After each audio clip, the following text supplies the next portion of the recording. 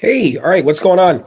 This is Family Matters with Instructor Mike. I'm your host, Instructor Mike, and I got a treat for you. I want to go on ahead and and of course, I'm doing this video. I have only 30 subscribers, unlike my other channel on YouTube, Instructor Mike. That one has like 93,000 subs. But I'm trying this out on this channel because you got to start somewhere. Okay. So I came across a wonderful video, by the way, from I believe his name is Joshua. I could be saying his name wrong. Let me get this correct. Joshua Fluke. Joshua Fluke. And the title of the video is "I'm Divorced: The Story I Don't Talk About." So what we're gonna do is we're gonna talk about this. We're gonna watch this video, and we're gonna talk about this, and I'm gonna analyze some of the things that are definitely worth analyzing as it relates to what happens when you get married too soon. And this video resonated with me very deeply because I can understand exactly what he was going through because it was one of the things that I go through or went through. And if you don't get outside of your experience or outside of the confines of your community, sometimes you don't understand that you think you may be the only person going through this, or people who look like you may be the only person going through this, but that's not necessarily true. So, by the way, if you go to audible.com, Apple Podcasts, Google, Spotify, or any place where podcasts are, please make sure that you go to look up the podcast Family Matters with Instructor Mike. Family Matters with Instructor Mike. Okay. So without delay, let's go on ahead and begin to take a look at this. And then we'll move forward. Here we go.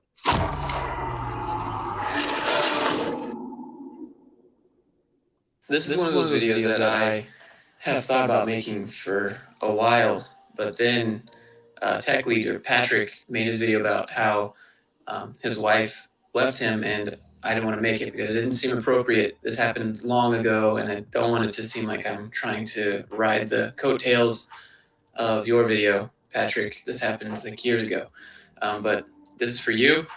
I know it sucks. I've been there. I'm with you, bro. But it's probably a lot harder for you because you had a kid. This video has nothing to do with code. This video has nothing to do with motivation, really. It might not be your cup of tea. And I know that my ex-wife's mom watches these videos, so Kitos Kaikista, you'll always be my Finnish mom. If you've been watching my channel, you might have seen a live stream where I'm like, yeah, no, I don't want to get married. Been there, done that. And I'm like, wait, what? You were married? How old were you? I was young and dumb. That's how old I was. I'm 29 years old right now. I got married when I was 20, and then I got divorced when I was 24. Right around 18, 19 years old, I was in school for mechanical engineering in Atlanta, Georgia. And then I met a girl online, Finnish girl, and we talked for a few years. It went back and forth. I was a lot younger than her, dropped the L word a few times, talk like all day, every day. I was super enamored, I guess. What's the word? Like the honeymoon phase, and it was the same on her end because new culture for me, new culture for her. After a few years, I was like, you know what? If I ever come out there, I'll take you on a date, like a wink. It's like kind of obvious that if we could date, we would probably date. So I bought a plane ticket to go to Finland with my student loans, being the smart 19, 20-year-old that I was. And a few weeks before I take the trip to go to Finland, she emails me and says that, hey, I'm really excited for you to come, but I've met someone else. And I was like, wait, what? Really? And to be honest, I was pretty pissed off. I wasn't expecting to go there and marry her right away or anything. I was, was pretty mad. And I tried to refund my ticket, but it was too close to the departure date, so I couldn't. And I got there and I was staying at her place, which seemed kind of odd because she had met someone, right? And after a few days, we ended up making out in the kitchen, and we kind of hit it off. And me being this guy back then, I thought I had won her over, super cringe to think about. I thought that I was better than the other guy because I got her to like me more than the other dude. And at the end of the trip, she called up the dude and was like, it's not going to work out anymore. And oh man, it makes me cringe real hard to think about that now. I was this white knight basically in shining armor that thought I had saved her from this other guy that wouldn't commit. He didn't want to have labels. And, I was like, I'll commit. I'll be there for you. big cringe. So after the trip from Finland, I came back to the US and she came to visit me for a few weeks for Christmas, but that was really it. And we kept trying to figure out how we were going to see each other, how we were going to make this work, because long distance sucks if you've ever done it, which I wouldn't recommend it. And we decided, you know what, we're probably just going to end up getting married anyways. We've been talking for so long. We've been talking for years and things are going so great. Like, might as well just go ahead and get married, right? This sounds like from your end, you're like, well, there's a problem right there, Josh.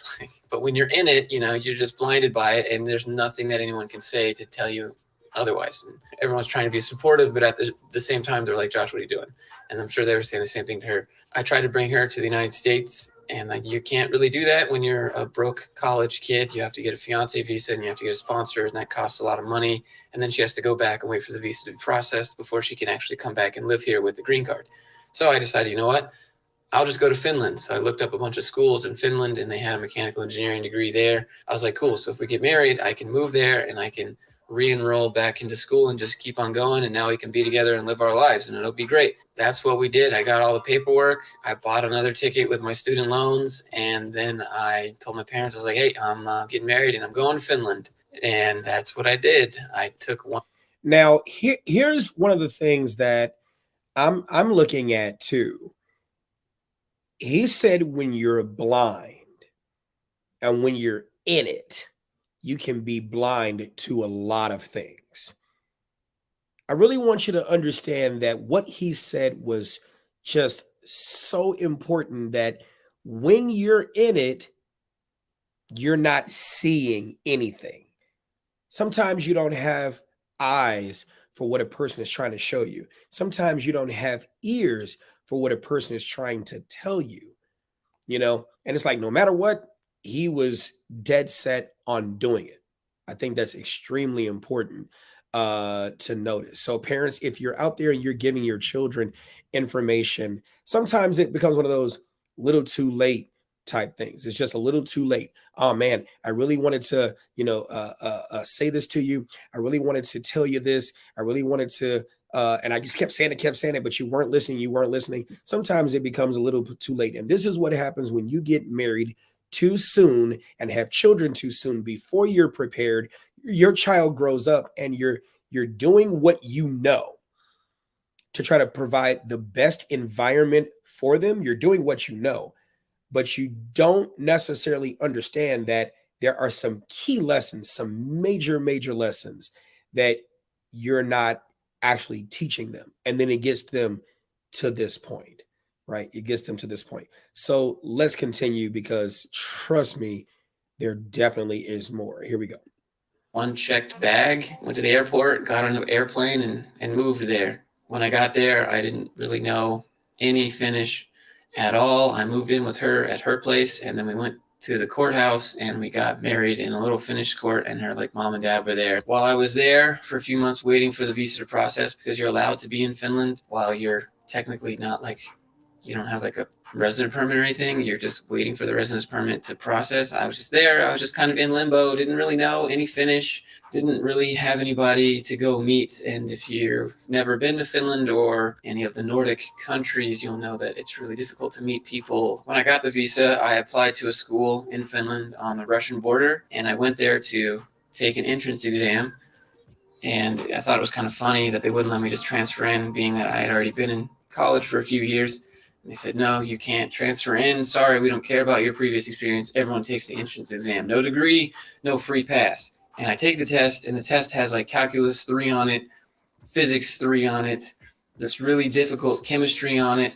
Wait, what? Holy crap, there's 17-year-olds taking this, and they're finishing it way faster than me. The school was free. It had 25 slots for the degree program that I wanted to do. It was in English, and there was thousands of people that applied for it. A few months later, I got the results of the entrance exam. I had just been playing a bunch of video games and doing nothing, and the relationship between me and the ex-wife, it was okay, right? Still in the honeymoon stages. It was whatever. She would get pissed off that I didn't want to come to bed at the same time as her, whatever, which I thought was kind of weird. But the results said, no, sorry, you didn't get in. but you've been placed on a waiting list. You're number 9 on the list to get into this engineering school. And I was like, well, who's going to give up? Why would 9 people give up a free bachelor's in mechanical engineering? That just seems really dumb. That wasn't part of the plan. I didn't really have a plan B. I get another email one day when I'm getting my hair cut. Hey, congratulations, you've been accepted. And I was like, wait, what? Holy crap. And so we pack up our stuff and we move to the Russian border, and I start going to school there. By this point in time, kind of like the honeymoon phase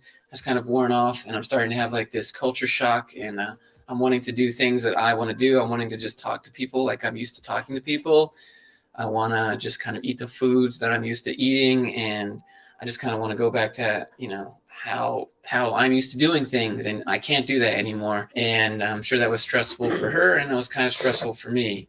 I have to go to school at the same time, and she's working, and she was a hairdresser, cosmetologist, I guess. It was a pretty interesting experience because I started failing the courses right off the bat. In Finland, I started failing the math classes because the teacher would come in, write stuff on the board, and just walk out. If you've never been to Finland, Finnish people are very blunt. They'll just tell you what they're thinking no matter what. There's no small talk. They just tell it to you how it is. And if you're from the South, like me, where everyone's like, oh, bless your heart, instead of saying, boy, are you dumb? They just beat around the bush with everything here in the United States. Everyone has to sweet talk it or kind of just say it without saying it because they don't want to offend you. In Finland, people don't care. They just tell it to you how it is. And that's really jarring. Doesn't this sound a lot like, I don't want to say cancel culture, but doesn't this sound like cancel culture? Doesn't this sound a lot like cancel culture? You can't say the truth of what's on your mind, and that truth could be the thing that could help that person. It could be the very thing that could set them free from whatever they could be about to go through. You got to tell. That's why I don't like mincing words. I don't like beating around the bush. I like telling exactly what's on my mind, because the road to danger is ahead. I've been through that road. I passed that road. Somebody I know has been through that road, has passed that road. And we are telling you what's on our mind so you can understand. It's not about like, it's not about dislike, it's not about love, it's not about hate. It's about, I can't be your teacher and be your friend at the same time, though I can teach you friendly. You see what I'm saying? Sometimes I'm going to have to crush your little ego to tell you something you need to know so that you can save yourself from that danger. And then that will have value in it once you find out that what I said is actually the truth. But like he admitted before, when you're in it, you're blind to it. You have earmuffs around your ears. You're not hearing it. And that is that thing called trauma bonding. When I watched his video, I loved it and I just had to share it. So let's get back to it because it gets worse. It doesn't get better from here. I hate to say that. Here we go. Well, it does at the end, but let's watch. Here we go. At first, but now I would say that's kind of like a big reason for why I am the way that I am now these days, because I can appreciate that. Thank you for being honest instead of just pretending like everything's going to be okay. I remember specifically because I went to ask the math teacher for help one day, and she said, okay, Josh, let's look at it.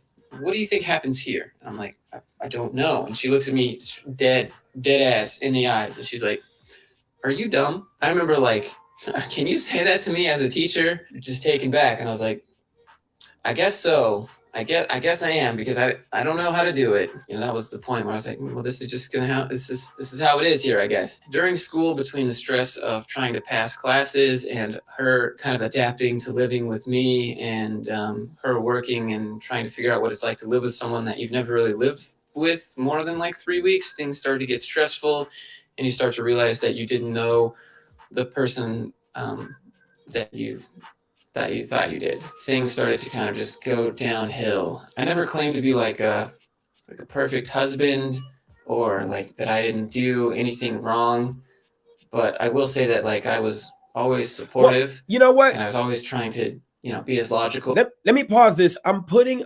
answering your question, Gears. What's going on? First of all, thank you for watching and thank you for commenting. He said I missed the first couple minutes of his video, but it's a culture shock as it is getting married early and also moving to another country. is insane to me. Seems like no thought was put into this, and that's exactly the case. You are exactly correct. If you go back, and of course you can go back and watch it. He seems to have come from a fairly decent background where he's got his parents, his mom and his dad.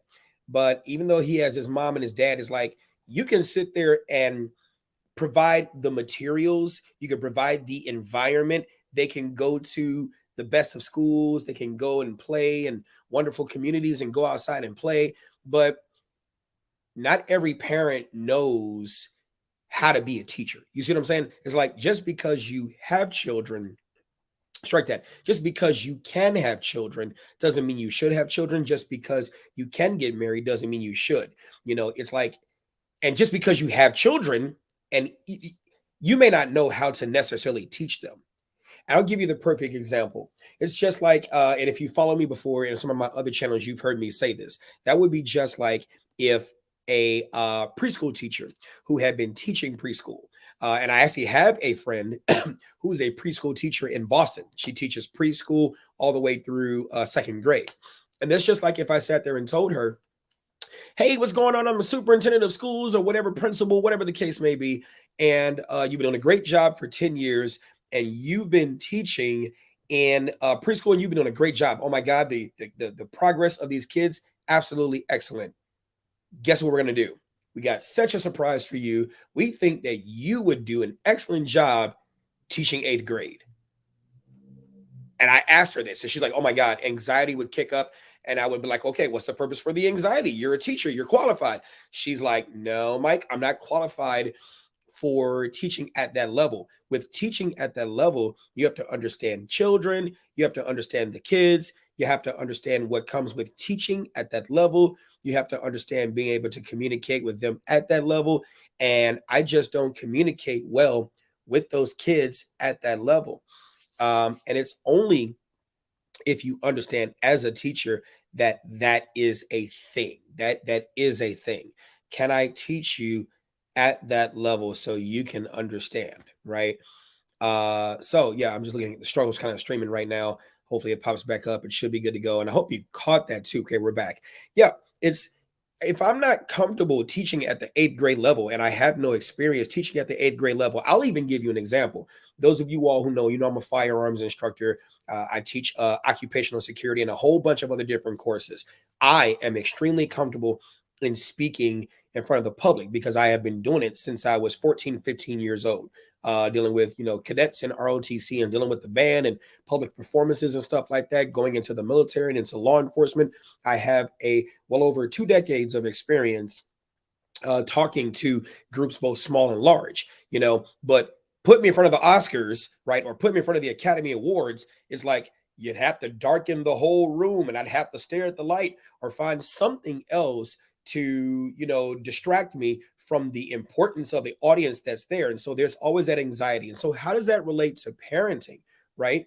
As your child grows, depending upon what generation they're in and what the environments are, both close to you in your direct environment and in your world around you, depending upon that and the social issues of that time, your children will learn differently.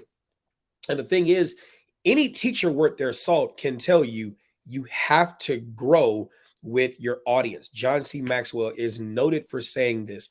It's always about your audience. The minute that you don't have the ability to properly connect with your audience, you may lose them. Your children are the same thing. Your children are your audience. Okay.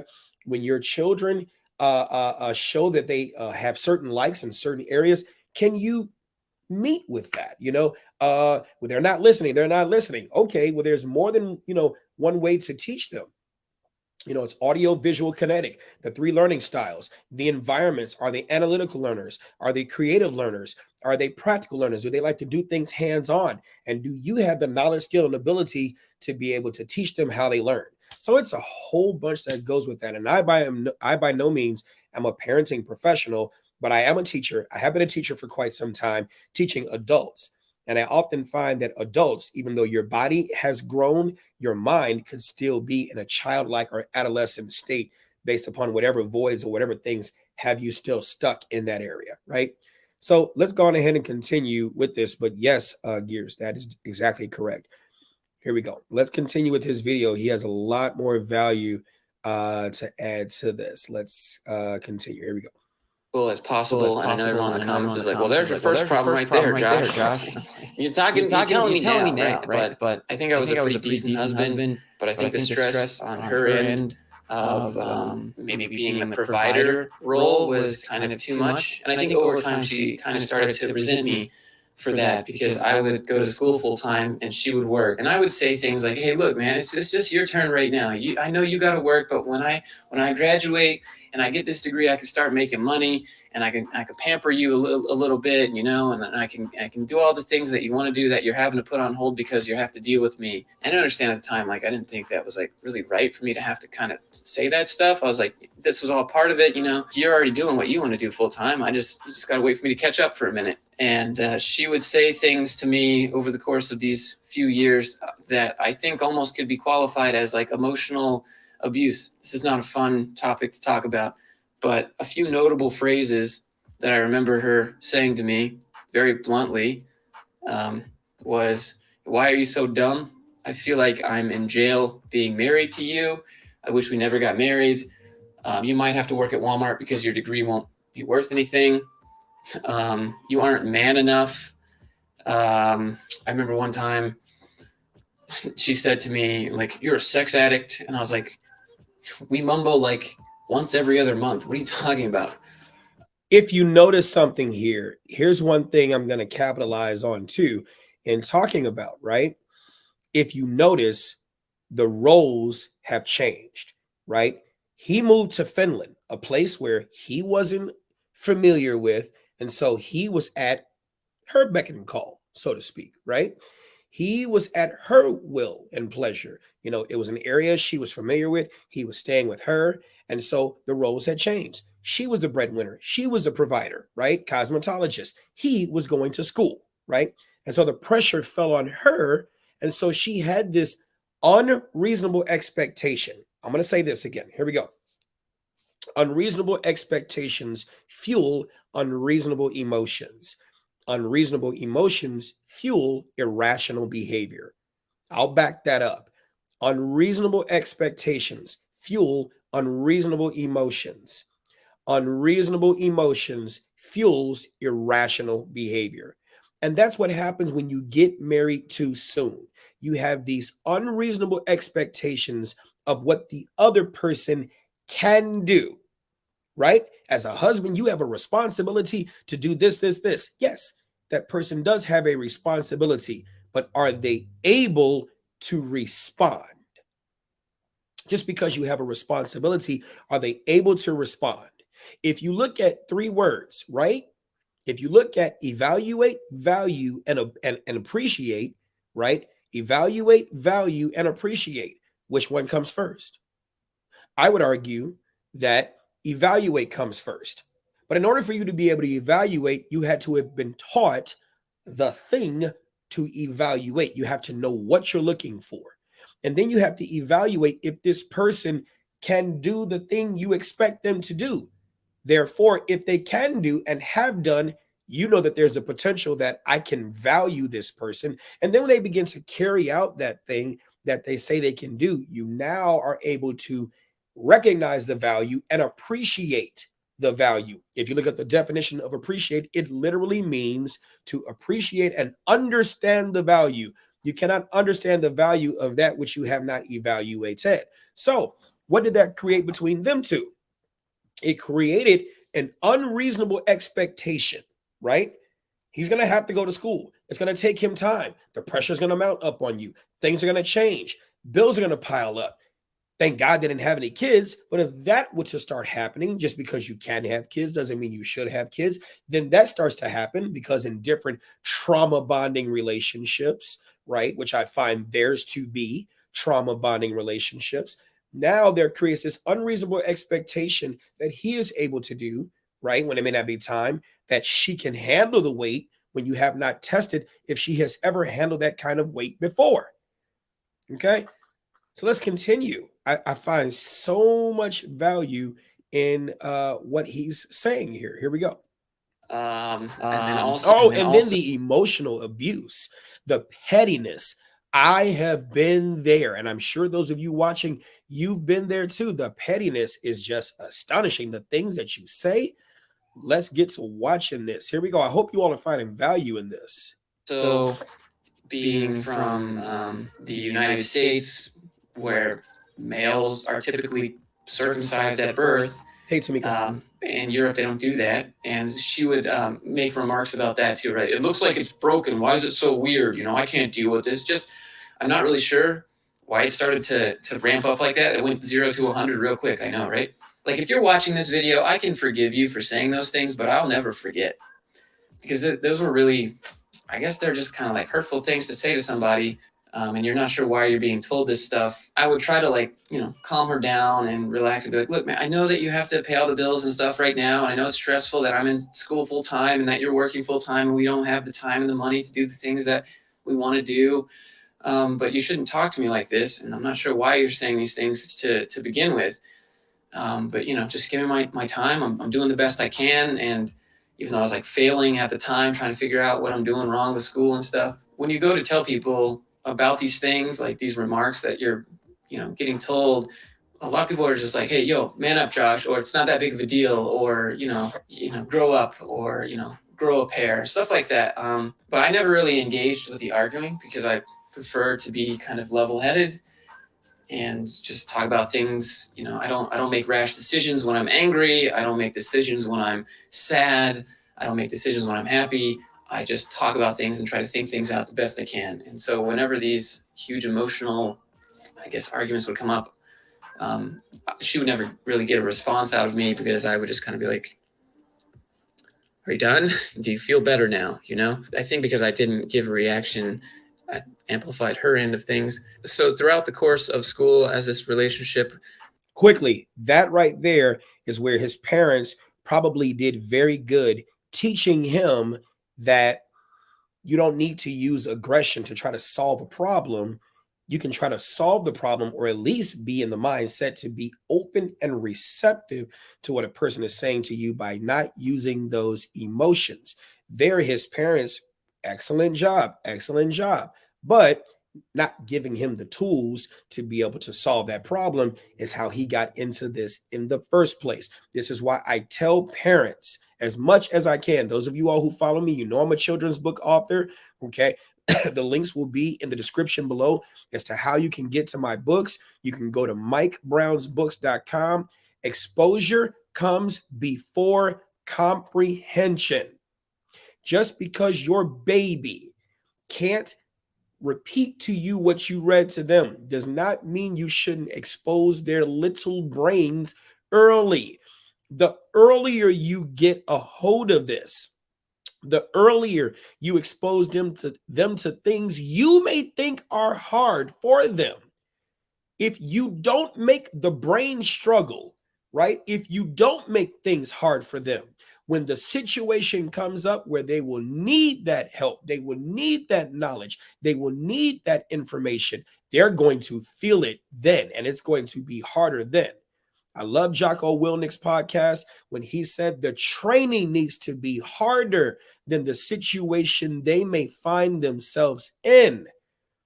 Because when the situation comes up, you want them passing through the waters with a great degree of ease, avoiding those those mines they don't even need to go across. Right? How do we expect them to avoid the mines we don't tell them that are there? Nothing is new under the sun. Come on, we got to get better. Tamika, you said this. Here we go. He moved, had not completed his education. Sounds like he didn't have a good handle on who she was just as a person. He failed himself, and now he's making a video about the wife. Interesting. Nope, Tamika, I'm going to push back on that. I am going to push back on that. I'm going to push back on that because it's unfortunate, right? But when you don't understand trauma bonding, right? When you don't understand trauma bonding, you don't necessarily understand that. And of course, in fairness, you've always been a fair person. So you got to go back and watch the video from the beginning because this is not so black and white. It's not so black and white. he did move, right? Trauma bonding makes that happen. He didn't complete his education, but he was desirous of doing that, right? He did not have a good handle on who she was as a person, and arguably, he didn't have a good handle on who he was as a person, right? So when you really don't know who you think you are and who you are two different things. Who you think you are and who you are two different things, right? It is said that the brain doesn't fully mature in a male until you're 25. So, if in fact that's true, that in a male, your brain doesn't fully mature until you're 25, right? He was 19, 20 when he met the girl online, things of that nature. I'm telling you, yeah, you got to watch it from the beginning. He was 19 or 20 when he met the girl online. They had been talking. It was a couple of other things that had transpired between them. Then, he couldn't move. She's from Finland. It was online. He couldn't meet, he couldn't bring her to the United States because of the convoluted process here. So he figured he'd move there. And with his student loans, he bought a ticket there, told his parents he was going. Parents didn't say anything about it. Why? You're older, you're an adult, you're able to make your own decisions. That's typically what parents do, right? Parents sometimes think that when their child is 18, I don't have to tell them anything no more. They're not the do what I say type. Yes, but you transition in your role. And I just talked about that this morning. You transition in your role as your children grow, you're going to have many different oversight roles, right? When they're in their early childhood phase, you might find yourself being the daycare director, right? And what type of school are we talking about? Because there are two different types of schools. You've got the school of life, where you're the principal, and then you've got work school, career school, where you got preschool, then you've got kindergarten, Head Start, whatever the case may be. Then you've got grammar school, then you got junior high in some places, and then you got high school, and then you got college, and then other levels of education. That's all for the work environment, for your career, job, whatever the case may be. The things you're going to do to provide for your family. And you're saying he's problematic to himself. I tend to disagree. Tamika. And I think, and sometimes, you're my friend, but I'm just going to be honest. I think sometimes you can be harsh towards the guys because, and I know you understand this because you are fair. You give the girls the same action you give the guys, at least from what I'm seeing, right? But I think in this case, and I understand where it comes from sometimes, but I think you're kind of harsh towards the guys where you may not understand that, especially in our community. Right? Especially in our community. Remember that video about Dwayne Wade? I'll actually make another video on that, right? But Dwayne Wade, what did he do? He just made an admission that he was doing exactly what he saw the girls doing. He was wearing heels and he was doing this and he was doing that. He was raised around a bunch of women. So when you're raised around a bunch of women, what do you think you're going to do? You're going to carry on those characteristics. That ipso facto does not necessarily mean that he will become a part of the LGBTQ community. But if you don't have any positive masculine role models to show you certain things in that area, right, you are more likely to grow up as a male anatomically, right, but then have a lot of feminine characteristics, okay? And so that is likely the case with Dwayne Wade. That's a whole nother conversation. With this guy, he had both parents, mom and dad, right? Some people believe that if you have two-parent households, that everything is going to be great. Everything is going to be great, and everything is going to be, look, you can have two-parent households, and both of them have trauma bonded, right? Everything. Yeah, I got you, Tamika. You're good, right? You good. You're my friend. You are my friend. So we can have this conversation. We've had plenty of conversations, so I know, right? But when you have two people that have trauma bonded and they're not honest about the things that bonded them together, right? You can't teach to your offspring what you haven't mastered. You can't help them overcome the things they need to overcome so they can be better than you, so they actually become mirrors of you, right? We'll finish watching this video because we got a few more minutes to watching this video, but I'll give you case in point. Shaq, right? You hear what he's talking about with, his divorce. That's a whole nother video. I'm going to make something about that later, right? And then you got D.L. Hughley. There's something about that. And then you've got Tupac Shakur, who learns that his mom lied to him about who his real father was. And then you've got Kanye West, where now he's a father with kids going through his own situations. And all of that I will show you, all of that I will show you stems right from what their parents failed to teach them. The things that you think you are hiding, your children will find out as they grow older, because what you are hiding and what you are failing to teach them, life will teach them, except it will hurt them even harder. And you're not doing anything better by them. You see what I'm saying? So let's continue. And he's not praising himself, so to speak, but he's definitely using his voice. And that's to be heard. Let's continue. Kind of devolved. We kind of grew apart, right? I would try to do things around the house. I'd try to like spend time with her, but like things just weren't the same anymore. I try to cook food, give her foot rub, whatever. I think I was a pretty decent husband in that regard. But when there wasn't anything to do, I would just play video games. And for whatever reason, she just hated video games. And I tried to explain to her, I was like, it's really cold outside. I don't really have any friends right now. We don't have any money, and this is free. So this is what I'm going to be doing. In hindsight, right? I'd go back in time and slap myself and like learn code or something. But at the time, it seemed fine because there was a lot of stress. You don't want to deal with it.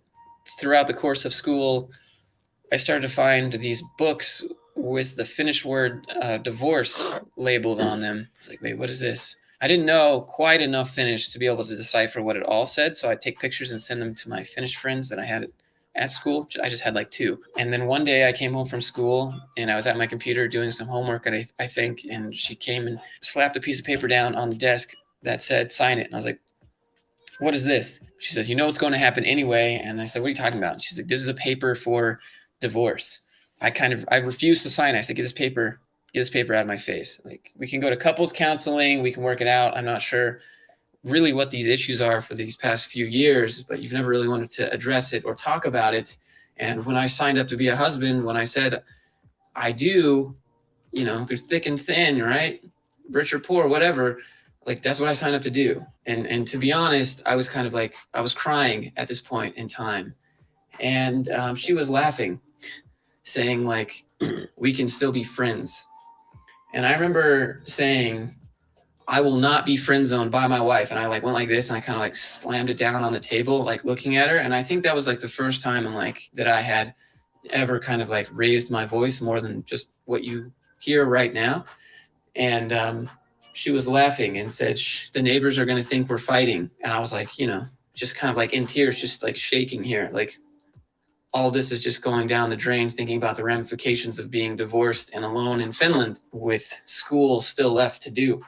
So she put a pen kind of in my hand. My hand was shaking. She put the pen in my hand, and I just kind of signed it, and I just kind of pushed it off my desk. But I just was like really confused and upset. So I started asking, I was like, why all of a sudden? What made you come to this conclusion? Why are we doing this? And she would only say, we're different people. As I said earlier in the video, I think it was because it was my lack of self-sufficiency, my lack of independence. She would get really frustrated with teaching me things that I didn't understand right away. I tried to learn how to use the bank accounts. And she said, like, why are you so dumb? Why can't you understand Finnish? Like, aren't you learning that in school? And just let me do it. Fine, whatever. Just let me do it. And, I tried to become self-sufficient. I tried to do things. How many parents does that sound like? How many parents does that sound like, where they know, but they don't understand how to teach you, and they're not teachers? You can't be a teacher and be impatient too. You see what I'm saying? You can't be a teacher and be impatient too. Here, this man was trying, right? Going to school to be a mechanical engineer, right? How many of you ladies are trying to go to school and want somebody to support you? But then the breadwinner expects you. You see how the roles are reversed. So I don't know if I want to sit here and say that he's crying and not doing and not. This man, he did it. He did it. He became the mechanical engineer. It's so much to the story. Let's finish watching this. I hope you guys are finding value to it. Here we go. Things myself, but like she wouldn't help me do these things. And if she did take 5 minutes to try and help me do it, she'd get really frustrated when I didn't understand it, or she wouldn't trust me to do things. Like, I got my finished driver's license, she would be like, no, you can't drive in the snow today. It's too snowy and you don't have experience with that. Or like, okay, well, can you show me how to drive in the snow? Well, I can't. No, I don't want to do it. Like, let's just, no, I don't want to. I basically had no financial control over anything in the relationship. Even at school, most times I had to ask for lunch money. And it was pretty emasculating, to be honest. Or she would be like, okay, Josh, I put money in for lunch today. And then I'm like supposed to be super thankful for it or something. I'd be like, well, thank you so much for putting money into my account so I can swipe my card and get lunch today. I remember thinking like, it's like being treated like a kindergartner at the time. But what do you do, right? You don't have any control in the relationship. You just kind of do what you're told at the point. And I remember thinking, this is not a husband and wife relationship at all. And she was probably thinking the same thing. She's probably like, this is your job to pay off for my stuff. You know, you're the man. And when you talk to people about this stuff, they just say like, man up, quit being a baby, you know, deal with it. Or, you know, it's your job, you know, figure it out, just suck it up. And I tried not to, man, but like, you know, it's difficult. Towards the end of the relationship, she left me in the apartment alone for weeks at a time, and she went to go live with her parents. Occasionally, I would have to ask for money to be put into my account so that I could get lunch. And whenever I'd have to call her and be like, "Hey, can I have some money? I don't have any money to get lunch at school today. I don't have any money for groceries." Do me a favor. Like, can you guys hit the like what did button? you spend it on? And get super frustrated. Can you guys hit the like, please? Where I just wouldn't. Appreciate it. I wouldn't ask for money because I didn't want to have to beg like a child and get disciplined. I would get lunch at school because it was so cheap, and you would get a plate and you go down the line. And I remember I would always like pack the plate full of food. You know, I'd eat as much as possible on a Friday because I know on the weekend I didn't really have any food, and I just suck it up and just have a couple of days where you don't eat, you know, because it was better than calling up and begging like a child for money. You know, I never told anyone that. If you're watching this, I never told you that. If you're watching this, her mom, I never told you guys this. I'll just not ask. I ate ketchup a few times for dinner. That was neat. I also ate toothpaste a few times for dinner. That was neat. Her mom would help me with money sometimes when I ran out of money and I was just there alone. But I never want to take advantage of that. So if you're watching this, like, I know that you helped me with money. It was nice, but I shouldn't have to call my finished mother-in-law just so that I can eat lunch. I'm still to this day not really sure why she was so unhappy with me. There was a lot of gaslighting and there was a lot of mental mind games. And, you know, if she had a valid reason that she could find to tell her friends and family, then she could basically divorce me right away. Because the paper that I signed previously had a 6-month wait period where you're supposed to kind of like go into like deliberations or think about it. Like, is this really what you want to do? But if she had a valid reason, she could skip that 6-month period and just divorce me. So, for example, when she would just leave me alone at the apartment for a couple months, she would hide candy around the house. And one time she left candy in the box where we had the condoms. I realized this was like an actual trick. If I took the candy, she would question why I was going into the box where we kept those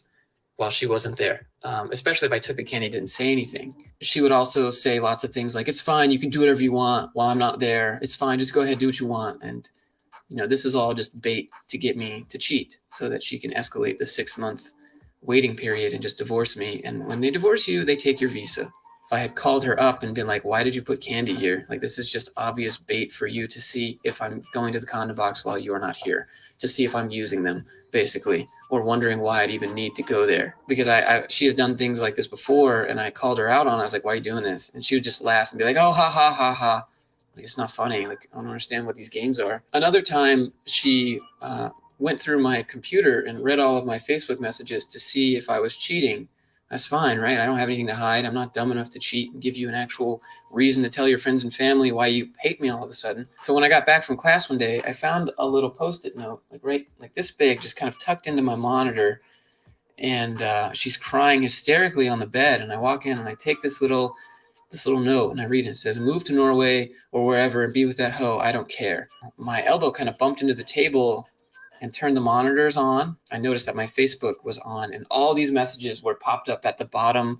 And I thought that was kind of odd. She apparently had found a message that was like 8 months old from a girl that I used to date that's from Norway. I used to date her when I was like 16, though, for just like 2 months. And then she moved back to Norway because she was just an exchange student. And because Finland and Norway border at the north, she's like, how's Finland? I was like, it's pretty great. And how's the relationship? And I'm like, it's not that great. We'll probably get divorced. So I turn around to the wife, laying on the bed, hysterically crying. I said, do you think I'm cheating? She has a fiance and they're getting married. And this message is from months ago. Did you go through my stuff? And this is what I would like to call the trickle truth. And she said, no, it was just like that. And I said, I don't keep my computer on. And she said, well, I turned it on and it just popped up. I was like, I don't really use Facebook on my computer, just on my phone. Well, I tried to log into mine and it just automatically logged into yours. I said, I don't have my information saved. You tried to guess my password? And she said, well, I was just trying to see if I could figure it out for fun, and the messages popped up. These messages are months and months and months old. They wouldn't just pop up. You'd have to go into the message history, scroll through, click on them, and get them to pop up that way. And she's like, okay, fine. I had to know. I thought you were cheating on me. You've been so quiet lately. I'm like, you made me sign a divorce. Read your comment in a minute, Mark. I don't have much to say. I'm just trying to graduate, finish school, and get a job and get out of here. You all do me a favor. If it wouldn't be too much trouble, can you please hit the like button and hit the subscribe? I would greatly appreciate that, and share this. Thank you. Here, we're technically still married on paper for the next 6 months. I'm not going to cheat on you or do anything. I'm still your husband. I'd still like to work it out, but there's really nothing else I can do. And again, she started laughing and said, it's not that bad. I just didn't know because things with us, aren't going well. So this was just all, again, just a big facade, I guess, to try and bait me into something. The main thing that mattered to me at this point in time was that I signed a divorce paper and I have 6 months left of a valid visa before they take my visa and they deport me back to the United States. So it was a one-to-one relationship. I have 6 months left to legally be in Finland, and I have 6 months left of school, which means I had one shot to finish and graduate. If I had failed a single class, I wouldn't have time to stay and retake it. My visa would have been taken. And she always told me that I'm not going to file it until you finish school. I'm not like that, but I didn't believe it. In my head, you've done enough other things to where I don't believe it anymore. If I had failed one thing, basically I would have been getting deported back to the United States, which is so funny to think about, deported back to the United States. You don't hear that phrase a whole lot. And banned from the EU, all of Europe for 10 years. And the thought of restarting school at 24 years old, back again in the United States and picking up where I left off after I had just basically completed a degree was just a no-go. The degree transfers, but the classes don't, because the titles don't line up. Like Calculus 3 isn't called Calculus 3 in Finland. So that was a really big moment for me, realizing that I have one shot at this and I am completely responsible for myself. None of my family showed up to my wedding. I know we got married in a courthouse, and then we also got married in an actual church, right? So I was standing up at the altar, and on her side of the church is, her family. And then on my side of the church is just empty pews. That was a really weird experience. None of them showed up to my actual graduation for the degree. None of them actually even visited me in Finland while I was there. So at that point, it was pretty much do or die. And I studied like a madman. I explained the situation to my teachers, and basically I just worked my ass off. I had to pass every single class. I had to pass classes that I failed. I had to write a thesis. In Finland, you have to write like a 60-page thesis. And then I started applying to basically every single job that I could. During the marriage, I had blown up to about 240 pounds. Shield your eyes. I was a big boy back then. I had that marriage weight. So one day I took a good look at myself in the mirror. I didn't have a shirt on, and I was like, you're going to be back on the market here soon, Josh. I wouldn't want to touch this. So you better get in shape here. Then I remember as I started to go to the gym a lot, my collarbones started to show. And that's really weird to think about. How do you not see collarbones? I was a big boy.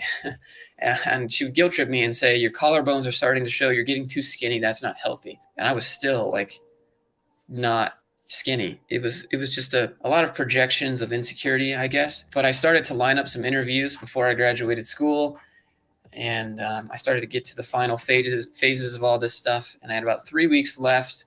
I found a company here in Utah that I got to the final stage with. And I didn't tell her any of these places that I was applying to or interviewing to, because she would have messed I did up once. And she's like, that's a stupid company. They'll never hire you. Yep. So then finally, towards the end of things, she was living with me again. I would go to my friend's house just because it wasn't healthy for us to be in the same place anymore.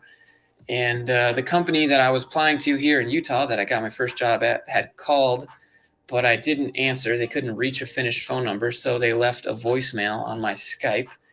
And this was supposedly the final step of the interview that I had been waiting for, because I literally had no plan I had nothing to go back to in the United States if I was going to get deported anyways.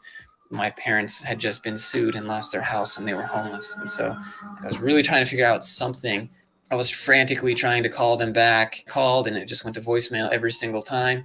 I thought I had missed the opportunity to accept the offer because I didn't know anything about jobs then. And I was just losing my mind, like, oh no, this was my chance to hear and I lost. I was like, well, I'll just listen to the voicemail. And the guy was like, hey, I couldn't reach your phone number listed here for some reason, but I'd just like to congratulate you on getting an offer here as a mechanical engineer. And I'd like to read your verbal offer letter to you. And I'm like, I remember I dropped the phone and I just ran over to my friend. And I just gave him a big hug. And he was like, dude, what? Because he's Finnish, right? Finnish people, they don't touch. They're not very touchy-feely people. And I just gave him the biggest hug in the world. He's like, dude. And I'm like, I did it, man. And he was like, you did it, man. And then he hugged me back. I never forget that bro moment, dude. Never forget that bro moment. And thanks for listening to me complaining those few years, because he was like the only guy that would actually be like, dude, man, that sucks. And I appreciate you for hearing me out because you were the only one that actually did. So I accepted the job offer. I sent in a bunch of paperwork and I got everything going, but I didn't have any money or anything like that. Her mom gave me like 300 euros. Very, very last day, I said goodbye to everybody. And she drove me to the airport. I remember she tried to give me a kiss on the lips and said I will always love you. And I turned my head so that she couldn't do it because I was like, no, not after this, this isn't too much. I don't know what you were planning if I didn't find a job and no. And I said, okay, bye. Went up the escalator to the airport and I kind of turned around and I looked through the glass and she was kind of just hysterically crying again. But I had been through so many phases of this hysterical crying that it didn't mean much to me. It was the last time I ever saw her. It's the last time I've ever been to Finland, really. A 36-hour plane ride later, I got to Utah. I showed up at the airport. I got my little rental car they let me have. That was it. And then we started a new era. Been here ever since. Questions you might be wondering. Did you have any kids? No, we didn't have any kids. To this day, even, I don't actually have the divorce paper. I have a marriage certificate that I took here that I thought I might need at some point, but I'm pretty sure that's not valid anymore. But I've actually never seen the divorce certificate. I just assumed that she filed the paper, but I never got married. I never registered as married here in the United States anyways. Will I ever get married again? No, never again. I don't get anything out of it. It's too much risk involved for me. Well, what about if you want to have kids, Josh? Well, I don't want to have kids. There's a lot of kids out there already without loving parents that I think if I wanted to have kids, I would go adopt a kid or just go be, go do the Big Brother thing and just try and mentor some kids that don't really have families or maybe foster some kids. So I guess that's it. I can't tell you how much I appreciate that statement. You see what happened when he got married too soon? Now, I agree with you. I'm going to read your comments. Gears, you said should have never married and just applied for a school visa. Again, zero thought was put into this. We can say that now at our age and experience. But when you're 20, I got married at the age of 20. That was one of the worst decisions I've ever made. And I'm not talking about her, the person. I'm not talking about her, the person. Because later I discovered she was trauma bonding too. See, when you're trauma bonding and then you're talking to someone else who's trauma bonding and neither of you know you're trauma bonding, she and her people, we lied to them. Matter of fact, I never even met her parents until after we did the deed, right? And my parents, not existent, right? So when you don't have proper guidance in your background, in your life, your family, what do I mean when I say the business of family? You should have to go through their family to marry them. She should have had to go through my family to marry me. I say that because if your family is in the business of family, we're not letting that person into our family. Hold on for a minute. Could be a package I'm waiting on.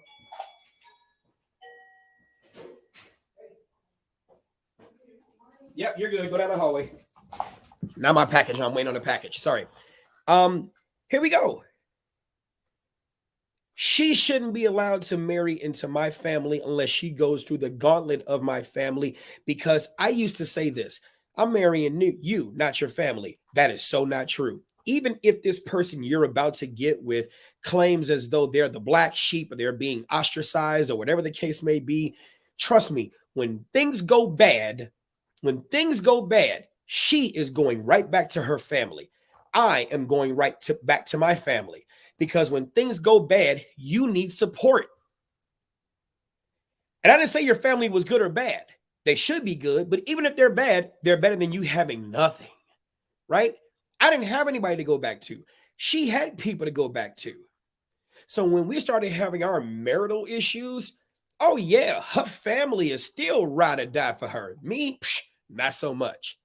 And that's why I tell you, before you get married to that person, run that person's family credit report. What does that mean? If the women in that family, if you are a male, and the women in that family have a history of when times are bad, throwing that man away, you're next. Women, if in that history of his family, if all of the men in his family make all of those women that they've had dealings with baby mamas, you're next. Why do I say that? Because that's that family's credit report. That's that family's credit report. What do I mean? What is a credit report? A credit report is a report of your history of how you manage things when under stress. Do you pay your bills on time? What type of credit have you gotten? Have you managed those things in the past well? So run that family credit report. Why do I say that? Because 9 times out of 10, that person is going to, under bad times, under stress, resemble exactly what that family did. And if you look at his family, sorry, pointing the wrong way. If you look at his family, right? His family are probably great people with good hearts, sound minds, but there were some lessons they did not teach him. I'm pointing the wrong way. There were some lessons they did not teach him. And what happened? 20 years old, trauma bonding. She's in Finland, same age, trauma bonding. They have the freedom to move about and go places. But just because they have the freedom to go about and move places doesn't mean you should move together. Because now they move together, the honeymoon phase is over. You've done all the sex you could, done all the vice-related, emotionally laden things that you could. Now there's the stress test of the actual business of marriage, the actual business of family, being put in front of the class and having to actually teach what you profess knowledge of. That test. And no one tests you harder than children. No one tests you harder than a person who has expectations of you that they didn't analyze whether or not you can meet those expectations. They expect you to have a responsibility, but didn't analyze before they hired you for the job if you were able to respond. And you all had some wonderful things to follow up too with. I was 27, and even then I felt like I was too young. Exactly. Because at that age, if the brain does not mature, however you want to say that, until you're 25, then here you are 2 years past the age of maturity. How much has life tested you where you've been able to fail, analyze those failures, retry, pass, or pass on the first attempt, and then continue to go on to the next test to where you have not only the knowledge, skill, and ability, but the wisdom to be able to say there's a difference between academy training and being in the field. There's a difference between home and actually having your own home. There's a difference between what I saw and what I'm doing. There's a difference, and you won't know that until you get out there and experience certain things. But when you get out there and experience those things, what tools do you have in your toolbox to fix the problems? Do I need an Allen wrench? Is it standard or metric, right? Is this a hammer situation for a screw? Or do you need a screwdriver for that screw? What about the screw and the nail? Do they look the same? How are they similar? How are they different? My dad is on his 4th marriage. My mom is happily single. My sister just got divorced for the 3rd time, and my brother is unhappily married. I'm 34, never married, and will never get married. Mark, that's probably one of the best decisions right now, because if you look at the track record, dad is on his 4th marriage. Mom is happily single. Sister just got divorced for the 3rd time, and brother is unhappily married. Your parents, God bless their heart, they do not have a track record of success of teaching you healthy relationships. So is it likely you're going to have an unhealthy relationship? Yes. And that could be my package. Hey, how are you? Yes, Tamika. Yes. Agreed. We have to stop operating under the not me act. It will absolutely happen to you. What's up? So check this out. I'm doing my podcast real quick. I'm live. You're good. I'm gonna come to you. I'll be down there. Hey everybody, he's telling you the truth. I'll be down to you. That's that credit report. When you look at that, I couldn't have said it best, Mark. That's the credit report. If that's the credit report, it's like, oh, I am not qualified to be responsible for anyone else's life but my own. I am not qualified to be responsible for anyone else's life but my own. Just because I can have children doesn't mean I should create children. Just because I can get married doesn't mean I should get married. And the only way you will know that you are not qualified is if your parent teachers tell you, son, I love you, but you're not qualified to be responsible for anybody else's life but your own. You're not qualified. Here we go. Mark Crow said, we are asked what's wrong when something is visibly wrong, but then when we talk about it, we get degraded and beat down like, okay, I just won't say anything and act happy. That is a thing. Mark even says it. This is why a lot of guys don't talk about their feelings, because we are told to suck it up and be a man. I talked about my feelings to my girlfriend at the time, and she told me to man up and stop being a P word. And that would be the reason why we'd have broke up right then and there. But you got to have the strength to know you can move on. Some people don't have that. Some people don't do that. We will never know why he trauma bonded with her. I mean, we kind of gather now why.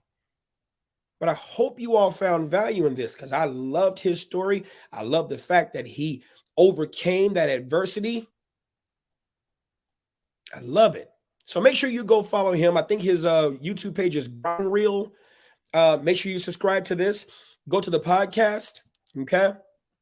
Family Matters with Instructor Mike. This is a wonderful story. Wonderful story. Sad story, but a lot of lessons learned out of this. A lot of lessons.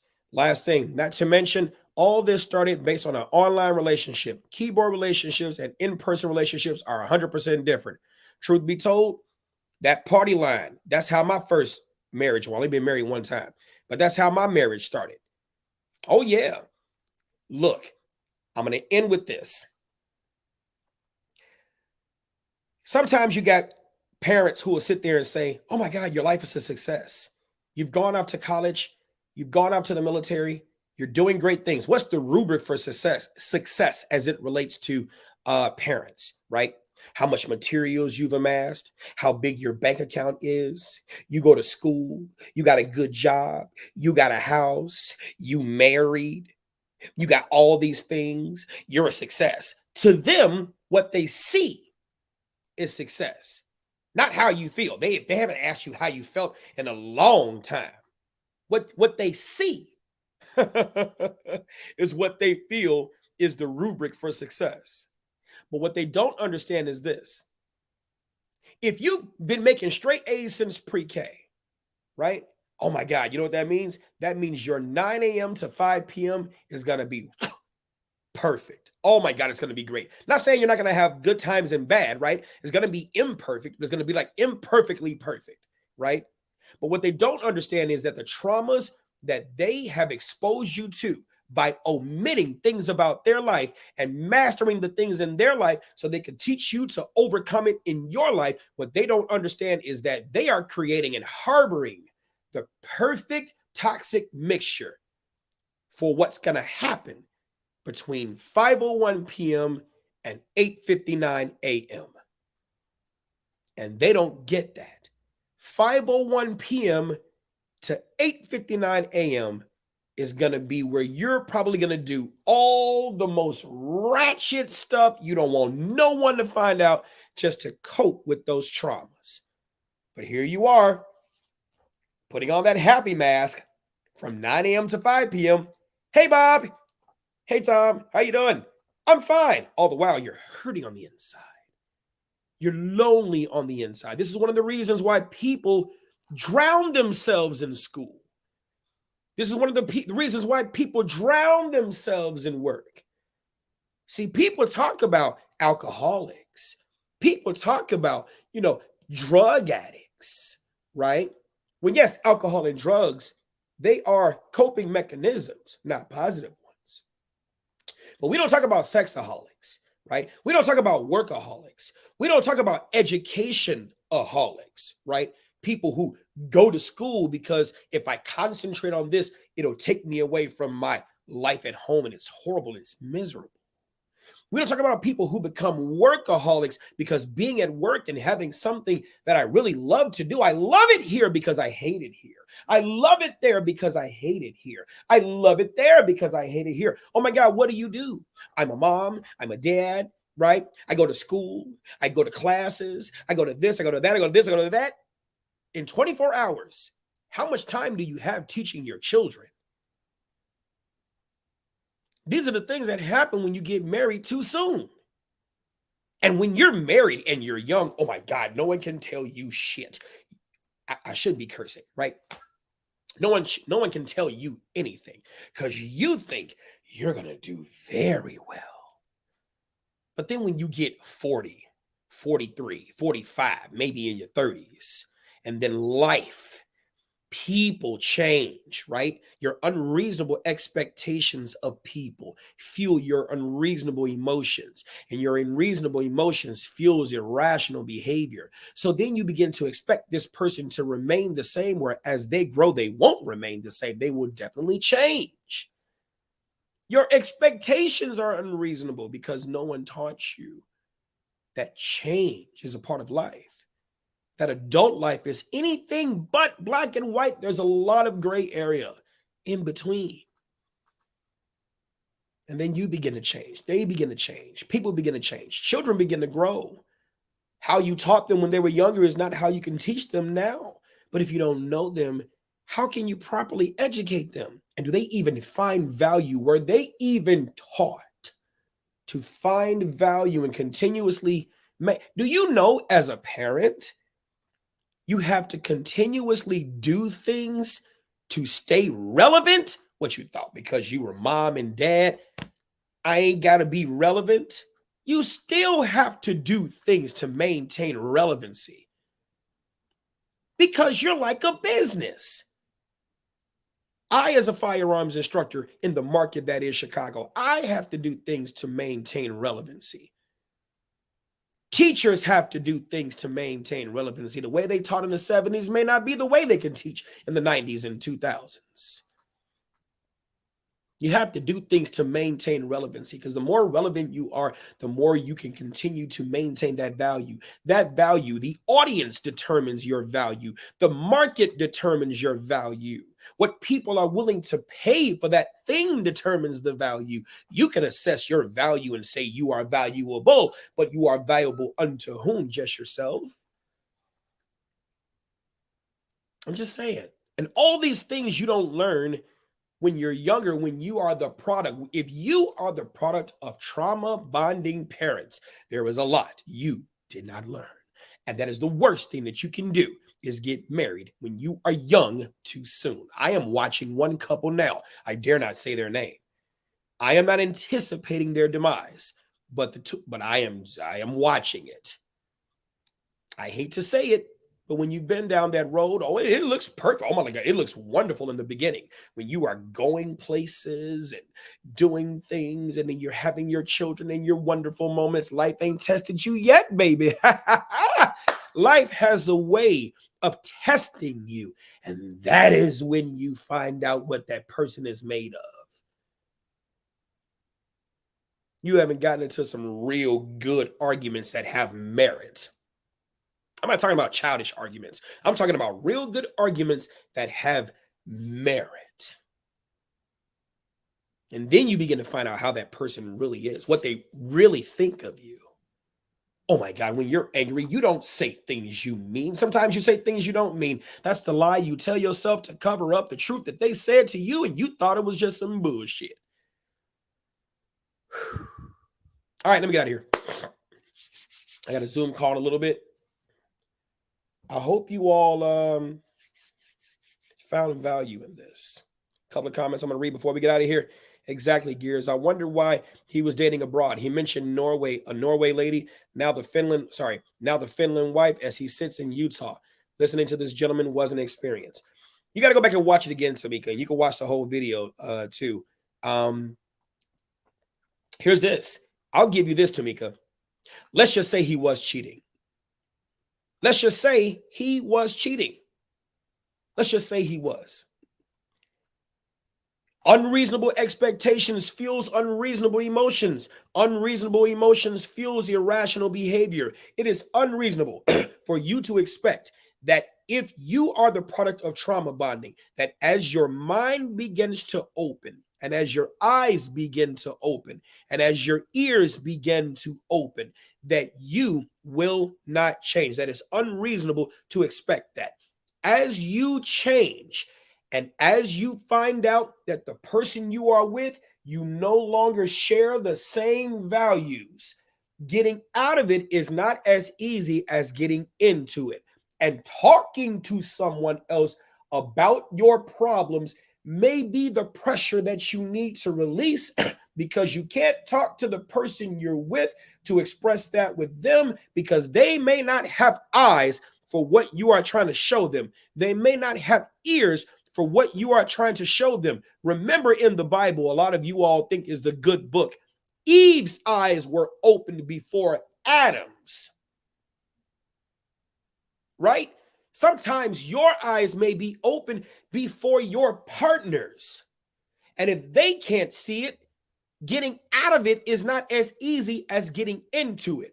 So talking to someone else about those problems may be looked at as cheating, when in fact it's the release of that pressure before they displace it and take it out negatively on you. Physically getting involved in a affair with someone looks like cheating to one, but to another is a natural behavioral progression of trying to physically attach yourself to someone who gets it versus someone you married who doesn't. And so when you just say, well, that's cheating, that's wrong. Sure, we can talk about morally, we can talk about legally, but we're not talking about why behaviorally it will still happen. And instead of focusing on, well, what is it about me that caused this person to do that? You're focused on the betrayal. You're focused on the hurt. Well, why couldn't you come to me and talk to me about this thing? Why did you feel you had to? Wait. Why is your mind still closed? Why are your eyes still closed? Why are your ears still closed? If I said it to you, would you have heard me? And even if you heard me, what could you make of it? If I showed it to you, would you have seen it? And if you seen it, what would you make of it? What could you make of it? So even if he did talk to someone else, it was bound to happen. That's another thing that happens when you get married too soon. You get married too soon, and then when life stresses you and tests you in an area where you are not prepared, you are likely going to cheat.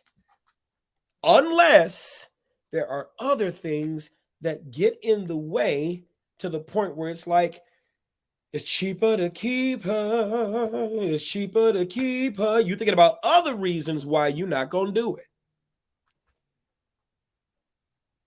What do I know? I know nothing. I know nothing. I'm just telling you. All right, this is Instructor Mike. You've been trained.